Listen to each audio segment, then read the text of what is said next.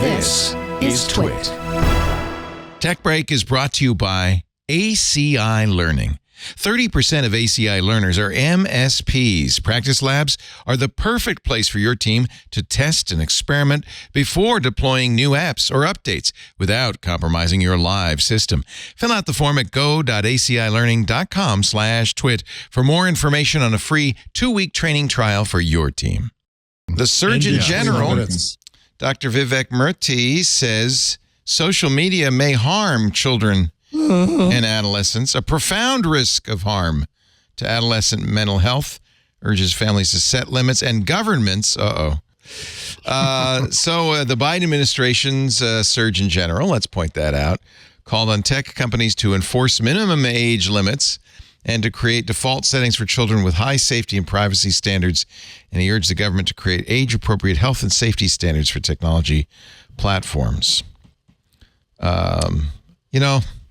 Fine. What are you going to do? So, Leo, below I have a thread on 79 where I went back. I so happens I was researching this, just the part of the book I'm writing now, where I went back to 51 years ago and the Surgeon General report on television violence, 5-volume monstrous thing, 40 years ago on video games.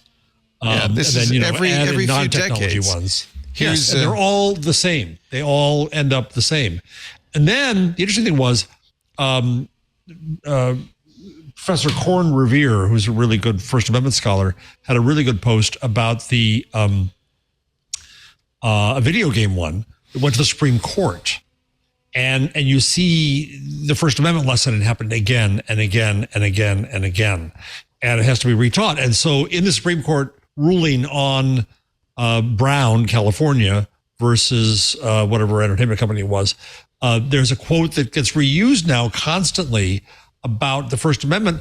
But in one of the footnotes, Scalia was arguing with I think Alito, somebody, and he described a ridiculous law that should never happen, and what he described was Utah's law that just went into effect. And so we go around on this moral panic Mandela over and over and over again. And that's not to say that there isn't plenty worth studying, and there isn't plenty to be concerned about, and there isn't plenty to support parents with, and that's all true. But the Surgeon General's report says nothing about guns in schools, right, about that young seems women like losing a more control of their proximate bodies, danger. About climate change, about the economy, about all of these things. Oh, no, it's all phones. Yeah. Well, the weird thing, and I think this was acknowledged, there's a certain degree of, I guess it's refreshing honesty, or it's more honest, the Surgeon General's statements than I would have expected. But he basically points out that the problem is that we haven't studied it enough. Oh my we don't God, know have we studied it? Oh whether the my harms are. God, there have been, there have been studies, and they point out that there's there's probably more harm than benefits, but the benefits are there. Actually, the existence of social media in the lives of young people is actually a huge benefit in a number of ways that include, a sense of a place to express creativity, a place to find connection with people, for people to help, find people to help them through their adolescent problems and so on. On the downside, there's bullying problems. There's like self-esteem issues. As in lunchrooms. Exactly. So, but Mike, very important. It seems to me that you bring up a really important point. Claire Kane Miller of the Times, to her great credit, and the Times for the great credit, had a story today talking about how important the social media is to LGBTQ teens, especially now when they're being assaulted in some states all around. They're not being allowed to live as themselves. And so the existence, and which Murthy acknowledged in his report. He had a thick paragraph about the benefits, just as you just did, Mike. And he acknowledged the importance to LGBTQ young people. Without that, they'd be even more lost.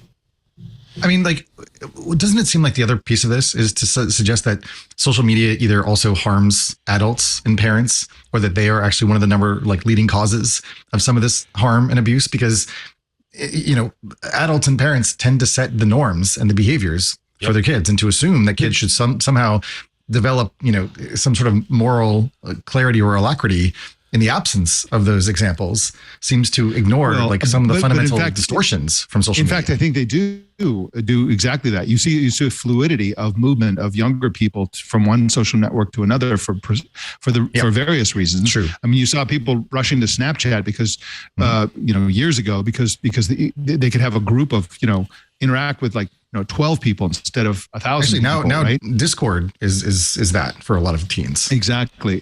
So it seems like, on the whole, one of the interesting things about younger people as a demographic is that they're quicker and sort of better at finding spaces on social media in some ways is more disposable to them. Yeah. Right. It's more and again, it's sort of reflecting back on how we grew up with this. And so, my accounts on social media are so valuable to me. They're so personal and I want to hold on to them forever.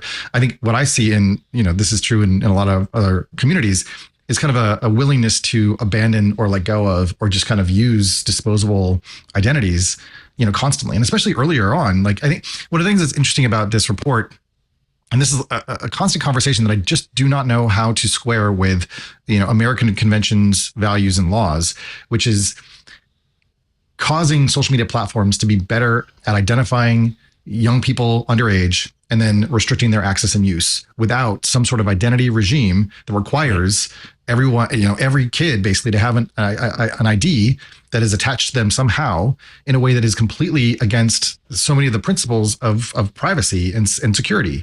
So we want, the cake to eat, and to eat it too, but it's not really realistic, I think, to put the onus of parenting and controlling access to these platforms exclusively on the platforms themselves.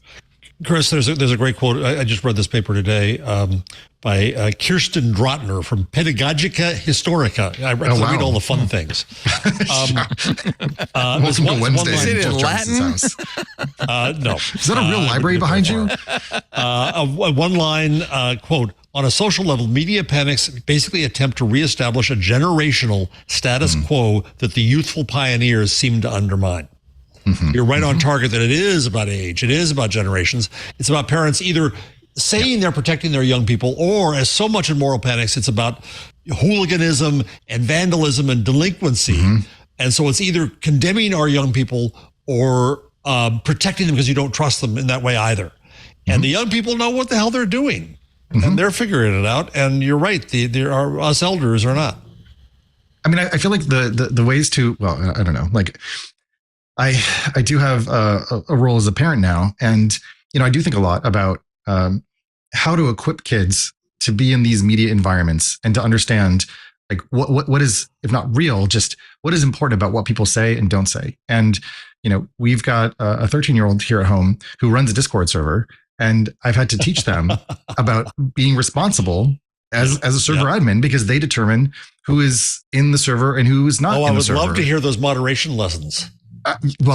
I'm learning as I go, but thankfully I've run my own Discord server so I can have that conversation. Think about all the parents out there who have not run their own Discord servers, let alone even know what a Discord server is. Yeah. Right. So, and yet those folks, those are the folks who are trying to tell their kids how to behave and how to do things. And there's a whole subgenre or subterranean world of social interactions that are happening in these spaces that are affecting kids and their mental health and their sense of security and safety in their communities and their environments that are completely opaque to parents. And so parents are like, oh, let's, get the Surgeon General to say this is a problem and to crack down and to restrict access. But that doesn't solve for the underlying interactions and behaviors that are going to happen anyway. As you said, in the lunchroom, that is a visible space. And yet school interactions happen outside of school now, whether it's on text messaging or whether it's in these chats.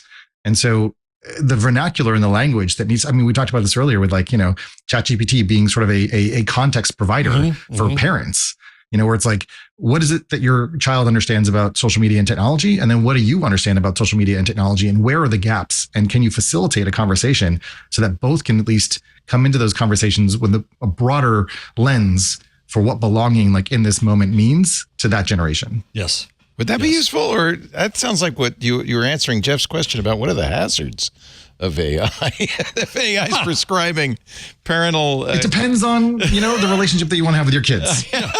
The machine said I should be talking about sex, so sit down and shut up. I'm suggesting that you don't want the government enforcing it. I agree. You don't want the government involved. It seems to me by the time you get around to doing something about it, they're all gone and off somewhere else. Right. It's like, I just don't, there's so much dynamism in trends in social interaction among teenagers that it's like you don't have a prayer of like, it's a game of whack-a-mole. You don't have a prayer of clamping down on TikTok because by the time you do, they'll be off TikTok and on the newest thing that doesn't even exist yet.